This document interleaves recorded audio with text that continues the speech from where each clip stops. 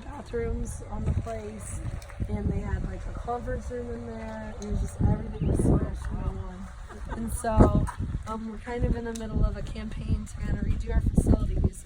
That campaign really came in 2012 when they had all those wildfires in north central Nebraska. That was here. So we can see the effects of the wildfire on the north side. It actually surrounded these buildings and everything like that. And so that wildfire is called the Region 24 complex.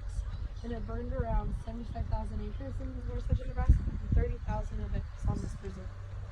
So the construction you hear and all that, we're kind of going through multiple stages of construction to expand upon our facilities and update them. And it's mostly because after the wildfire, the TNC in Nebraska really thought, how can we reevaluate what we're using the preserve for?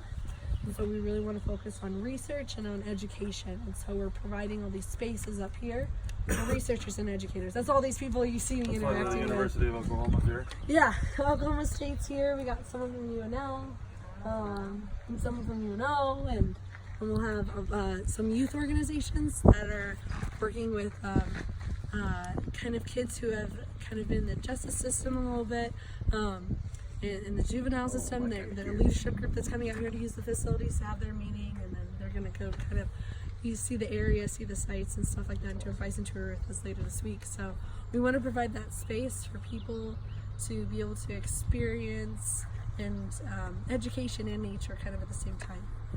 So anyway, this preserve was purchased in the early 1980s. If you've heard of the Save the Niobrara campaign, that was kind of going on in the 60s and 70s. They actually were going to dam the Niobrara River. And so the dam was actually going to be at the edge of this valley right here. Oh. So this would have been underwater. Oh. And so in that time, a lot of the local landowners and ranchers and conservationists were like, no, this is a really unique area.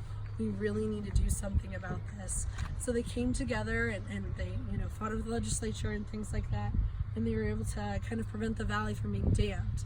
And from that came the Nature Conservancy, which is an international nonprofit. So no, I do not work for the federal government or the state.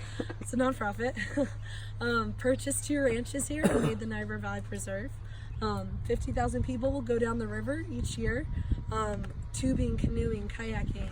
So it's a national scenic river, and so the Nature Conservancy played a role in getting that to happen. So yeah.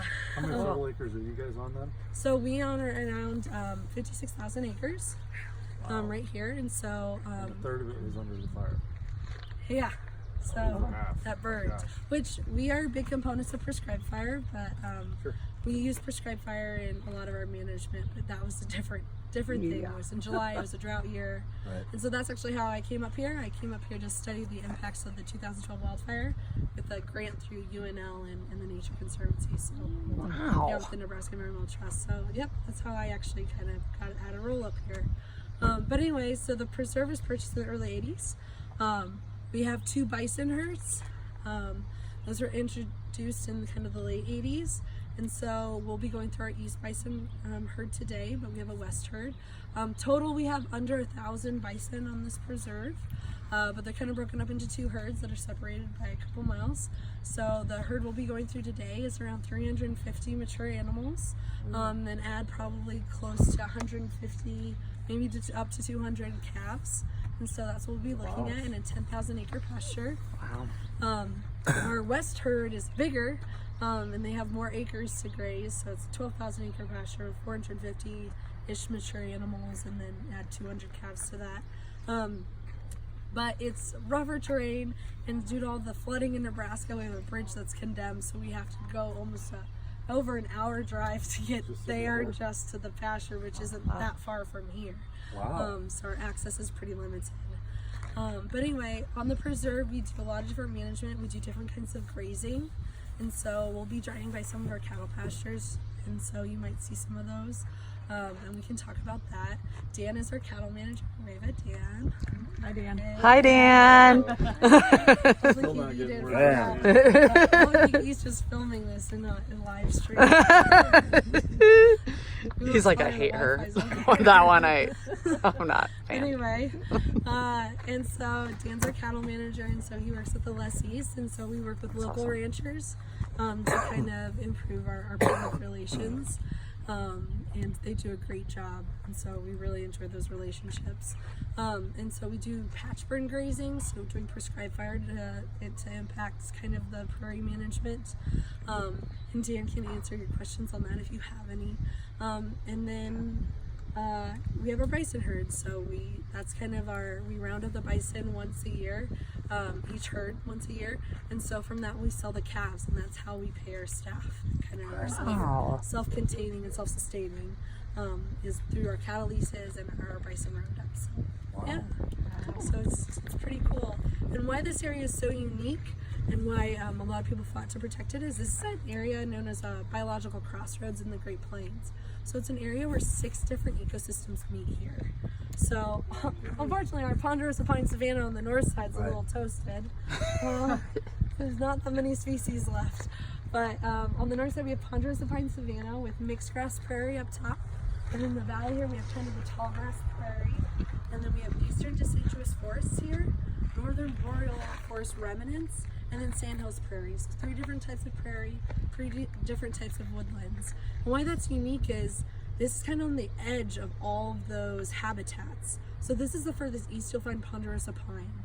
This is on the edge of burnt oaks populations. You know, and we have northern boreal forest remnants. Have any of you been to northern boreal forests? So like birch stands and things like that. So we have paper birch here in the valley, which is crazy because it needs about 10 more inches of precip than we actually get. But because of all these freshwater spring branch canyons and springs coming up, it creates like a microclimate in our woodlands that can support that. And so we'll go look at a spring branch today, and you'll kind of see where used to be some birch stands. There's some dead birch in the area. We'll go hike down to one of those for a little bit. So that's why I was like, bring shoes that can get maybe a little wet.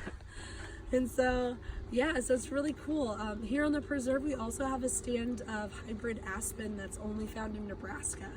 And so the only places you'll be able to find it is at Smith Falls State Park, which we actually are a neighbor to, and the preserve. So funny you said that. Does water feed from your land over the Smith Falls? So we actually, like the area where the spring comes up that feeds Smith Falls is owned by like a couple other people and us. So like we own a little chunk of where the water kind of comes up and feeds into the waterfall. Yep. Question about your ponderosa pine, were there seedlings that are going to regrow, or? So they need live seed sources. This is actually what I did in my master's research work on. So they actually need live tree sources, and there's only around 287 live trees over there, and they're mostly all in a pocket, and so they probably won't come back Bummer. unless we do some planting. And we are doing some research, so we planted around 2,000 ponderosa pine seedlings over there. And so we had a really wet summer last year, and so we're hoping they have a high survival rate. We haven't sampled them this year, but there is an issue with planting ponderosa pine seedlings and saplings after these severe wildfire effects, that they don't have high success rates on succeeding and seeding in and things like that. So like out in the Pine Ridge, they've had a lot of wildfires, and they've had the Boy Scout troops continually planting ponderosa pine for the last like 30 years, and they've had pretty poor success rates actually. Is that because of the soil got? It's due to a lot of different factors. We couldn't really clarify it in any of my master's work, but it's a combination of like light availability, soil health, and things like that. We think that is impacting their survival. It has to be kind of the perfect conditions for it to be really successful, and we haven't really found that concoction yet. Yeah, so this is a really unique area. We do a lot of research out here, and so we want to provide that space. And so with our new facilities, we have that big building up there's our shop, and then the other part is a 50-person conference room with a projector and a kitchen and more bathrooms, and that's kind of like a teaching space. And then in our new office, we have a big conference room as well. So we want to provide those spaces for learning and kind of outreach.